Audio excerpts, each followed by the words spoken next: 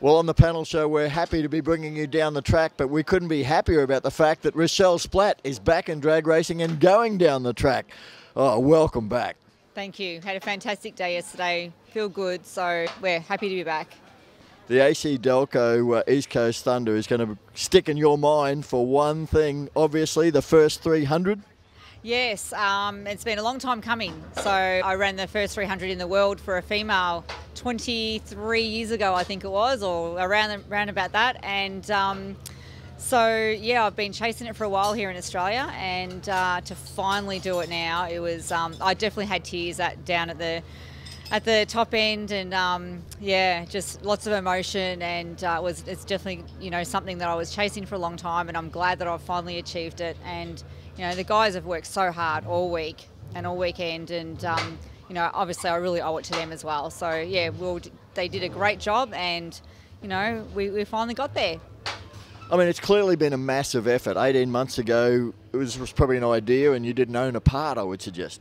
Exactly, yeah, exactly. I didn't know if I was going to come back to racing or not, so I didn't have anything, did not have one piece of what's here to come back racing. So I basically built up a team from scratch again, and it's been tough, it's been hard, it's been a lot of work, and definitely different racing than what it was you know, 10 years ago compared to now. It's just a lot harder now, and so much more advancement, and so yeah, it's been tough. It's been a hard road, and but when you do something like yesterday, and your car goes down the track well, and you run well, it's so worth it. Like, just to see the team happy and excited, and all the work they put in, and just to you have the car run like that, yeah, it was fantastic. Obviously, when Ovo got on board, that helped with profile. You got back to the track, and the fans hadn't forgotten, had they? They were absolutely everywhere around your pits. Yeah, it's been really good. Like, I've been out for a while, and it's kind of like just picked up, like it has, like I haven't been gone for very long, and even the way I feel, even in the car, and just the whole procedure, everything. I don't really feel like I've been away for that long. I think it's just I just feel really natural and comfortable around a top fuel race car. So, and just the whole team and the racing, and I've been around a racetrack since, you know, I was probably 2 years old. My mum and dad used to take me, so I've grown up around a racetrack. So yeah, so just to sort of come back after such a long time, it's just felt really natural and comfortable, and everybody's welcomed me back, and the fans and the drivers and the teams, and it's just been amazing. And to have some great companies like Ovo Mobile and Gulf Western Oil and Century Batteries, you know, to jump on board and support me and in my comeback, and yeah, just sort of be behind me and back me, and really excited about, you know, my goals and running the 300 as well. They were just as excited as what I was for me to do it. So yeah, it's just fantastic. I feel really blessed with what's going on right now. Gulf Western Oils, they got involved to get you to that 50th Winter Nationals and give you the crack at that 300 mile and up an hour pass up there. Qualifying wasn't good for you, but things looked very, very promising for Elimination Day, race day, but yeah, it rained out. So you must have felt like more unfinished business. I left the Winter Nationals pretty devastated. Yeah, we had a tough qualifying couple of days, and yeah, things didn't go to plan, and we thought we'd sorted everything out, and we felt comfortable with the car and confident, and we really wanted to get to race day and, you know, enjoy the day and show that, you know, that we can be competitive and race. But then when it got rained out, yeah, it was tough to go home from that weekend. Yeah, it took me a little while to get over. It was hard. So I was really looking forward to this race, you know, just to get the car back out again and sort of like pick up where we left off and see if we can do, you know, what we were aiming to do on that race day at Willowbank. So, I think we achieved what we wanted to do.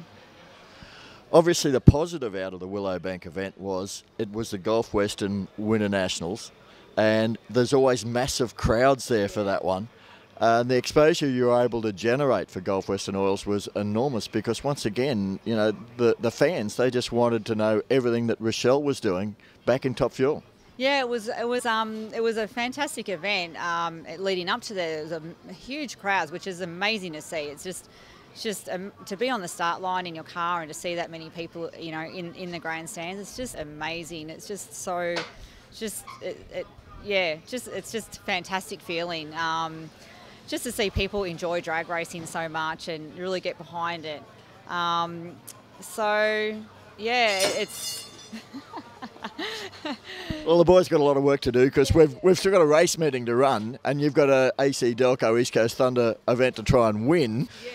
I mean, the field here this weekend in particular is just enormously strong, isn't it? It's there's any one of these 8 cars that are now qualified can easily end up lifting the Gold Christmas Tree Trophy. Oh, definitely.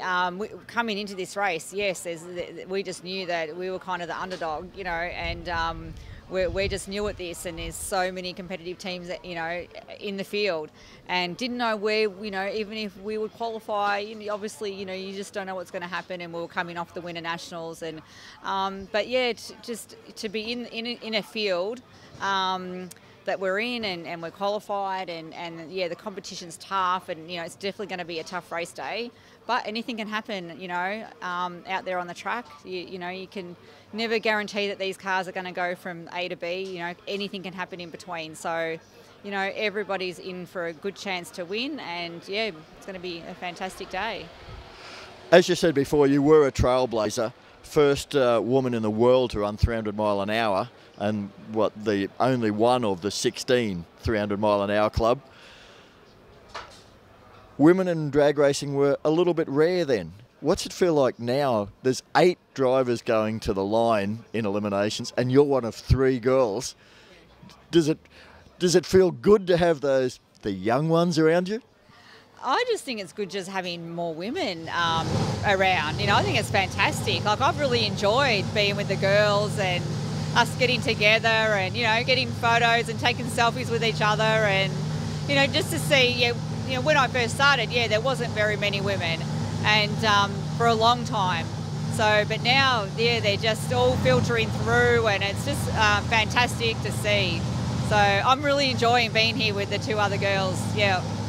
Well, we'd love to talk longer, but I think your Gulf Western Oil's partner over there, Ben Bray, is just trying to say, hang on, that's enough attention for Rachelle, come talk to me. But very quickly, what's the future hold now for Rachelle? Well, I mean, I'm in the sport for as long as I can be. You know, I want to come back and break some more records and win races and be competitive, and I'm really enjoying every part of it. So yeah, that's my future. I just want to try and make it work, you know, get some good backing behind me, which obviously we need in Top Fuel. It's to run really well. So yeah, just to see where I can get in the future, and how much further I can go, and enjoy it along the way. Well, I know all the fans want to see Rachelle out there for a long time, so that's what we hope happens, and good luck at this event. Thank you very much.